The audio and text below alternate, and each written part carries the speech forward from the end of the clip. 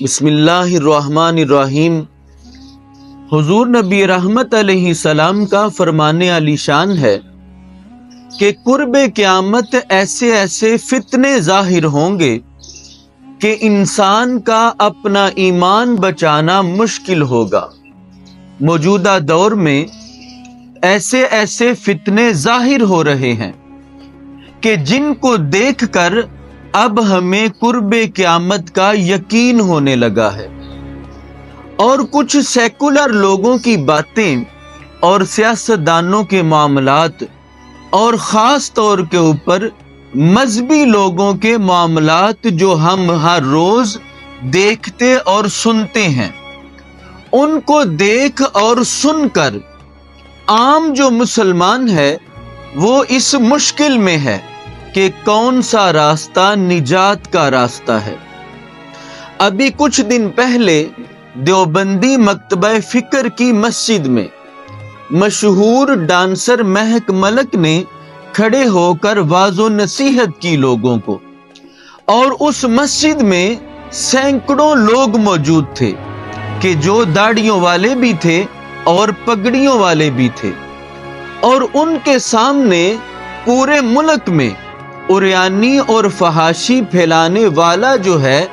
اس کا تبلیغ کرنا اور لوگوں کو واعظ و نصیحت کرنا،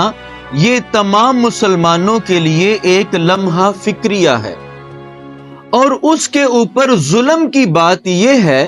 کہ دیوبندی مکتبہ فکر کے تمام علماء میں سے کسی نے بھی اس بات کے اوپر اپنا رد عمل ظاہر نہیں کیا۔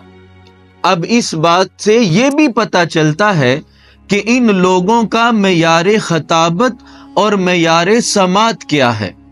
اور یہ لوگ کتنے کو اہل حق والے لوگ ہیں۔ اب اس میں دو باتیں ہیں